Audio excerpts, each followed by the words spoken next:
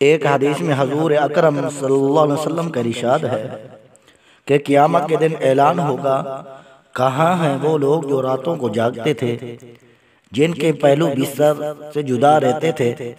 پوری خلقت میں سے چند لوگ اٹھیں گے، ان کو بغیر حساب کتاب کے جنت میں داخل کیا جائے گا۔ پھر اعلان ہوگا کہ کہاں ہیں وہ لوگ جن کی تجارت ان کو خدا کے ذکر سے غافل نہیں کرتی تھی، ان کو بھی بغیر حساب کتاب کے جنت میں داخل کیا جائے گا۔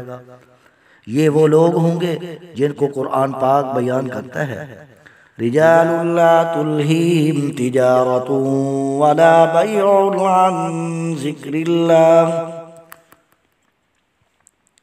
ایک حدیث میں ارشاد نبی صلی اللہ علیہ وسلم ہے کہ قیامت کے دن اعلان ہوگا، کہاں ہیں وہ لوگ جنہوں نے فقیروں و مسکینوں کا اکرام کیا تھا، آج تم جنت میں ایسے داخل ہو جاؤ کہ نہ تم پر کوئی خوف ہوگا نہ غم۔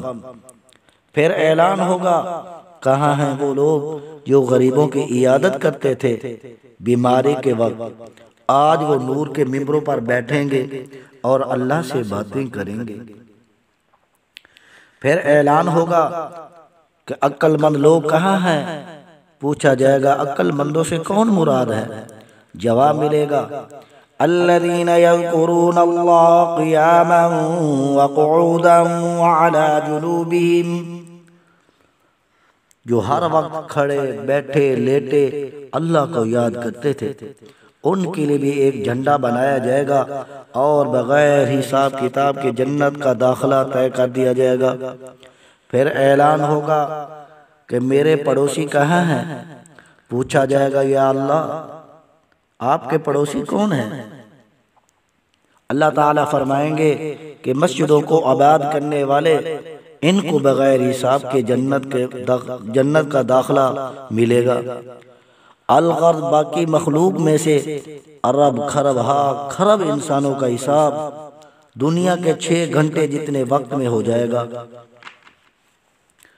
ہر شخص یہ سمجھے گا کہ میرا اکیلے کا حساب ہو رہا ہے، کیونکہ جب حساب شروع ہوگا تو اللہ تعالیٰ براہ راست سب کی طرف متوجہ ہوگا۔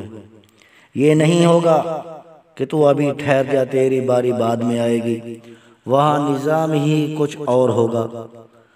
جب گناہوں کے مقدمے میں انسان ہار جائے گا تو پھر رحم کی اپیل چلے گی۔